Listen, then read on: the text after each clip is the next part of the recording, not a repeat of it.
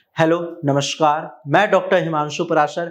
आज इस वीडियो में हम बात करेंगे गुलेनबेरी सिंड्रोम के बारे में कि गुलेनबेरी सिंड्रोम है क्या। तो चलिए वीडियो को स्टार्ट करते हैं। गुलेनबेरी सिंड्रोम आपकी एक ऑटो इम्यून न्यूरोलॉजिकल डिसऑर्डर है, यानी कि आपके ही बॉडी की इम्यूनिटी आपके न्यूरॉन्स को डैमेज कर रही है।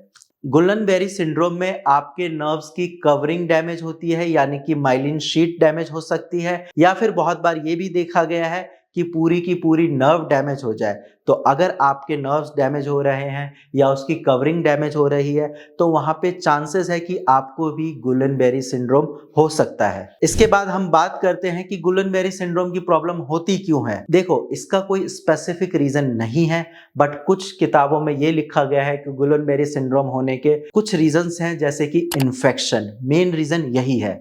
अब इन्फेक्शन यानी कि बैक्टीरियल इन्फेक्शन हो सकता है, वायरल इन्फेक्शन हो सकता है, या फिर अगर आपने कोई वैक्सीनेशन लिया है या कोई ट्रॉमा हुआ है तो उसकी वजह से भी ये प्रॉब्लम हो सकती है। अब हम बात करते हैं कि कैसे पता करें कि आपको गुलेनबेरी सिंड्रोम तो नहीं है। ऐसे क्या साइन एंड सिम्टम्स है जिससे हम पता कर सकते हैं कि क्या जीबीएस की प्रॉब्लम तो नहीं है। सबसे पहले गुलेनबेरी सिंड्रोम एक असेंडिंग पैरालिसिस है। असेंडिंग पैरालिसिस का मतलब ये आपके पैरों से स्टार्ट होती है और ऊपर की तरफ जाती है, यानी कि सबसे पहले आपके पैर डैमेज होते हैं, यानी कि पैरों में वीकनेस आती है। अगर आपके भी लेग्स में वीकनेस फील हो रही है या आप सही से चल नहीं पा रहे, ऐसा लग रहा है कि पैर लड़खड़ा रहे हैं, तो आप ये समझिए कि आपको भी गुलेनबेरी सिंड्रोम हो सकता है। नेक्स्ट सिम्टम है टिंगलिंग एंड नम्बनेस, यानी कि आपके पैर सुन पड़ जाते हैं या ऐसा लग रहा है कि चींटी जैसी रेंग रही है, तो ये गुलेनबेरी सिंड्रोम हो सकता है। यही प्रॉब्लम आपके हाथों तक जाती है, हाथों में वीकनेस आती है,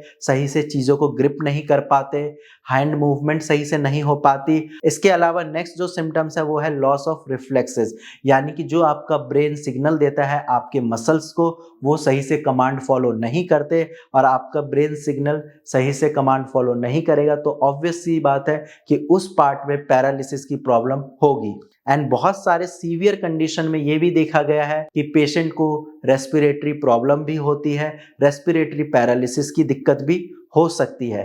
अब हम बात करते हैं कि गुलेनबेरी सिंड्रोम पैरालिसिस कैसे कॉज करता है, ऐसे क्या रीजंस है कि गुलेनबेरी सिंड्रोम की वजह से पैरालिसिस की प्रॉब्लम हो सकती है।